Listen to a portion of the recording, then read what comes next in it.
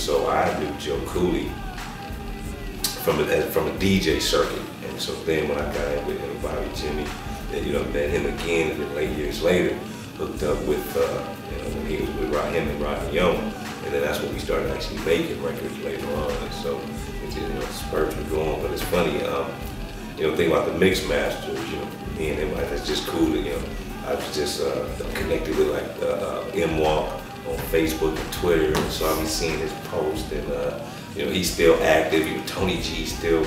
Tony G was like, God, Tony G was like so special because he was funky. He was just funky. He was like Joe Cooley and M-Walk. You know, just fast. And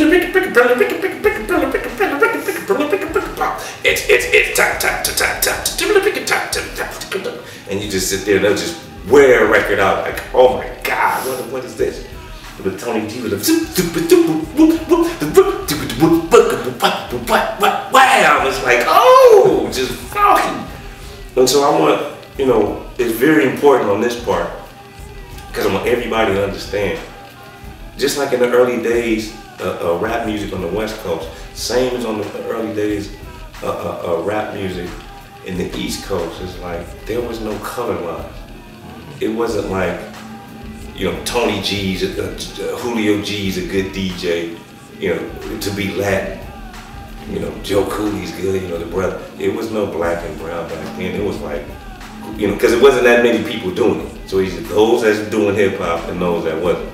You know, if you rap, you rapping, you in the rap game, you in the rap game. And so, you know, and the history shows it, from breakdancing, graffiti, you know, DJing, hip hopping, all from day one.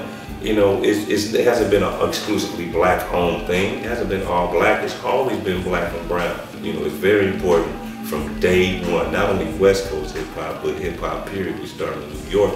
You've always seen, you know, the presence, you know, the Latin presence and the Latin influence and helping to form this culture. And so, strong part of that. And so that's why when you look at K-Day, Julio G, Tony G, you know, everybody, Tony Gonzalez, Julio Gonzalez, okay, it wasn't no, man, I'm not gonna dance to his records because it wasn't no color lines. People loved the music. If you was a good DJ, you was a good DJ.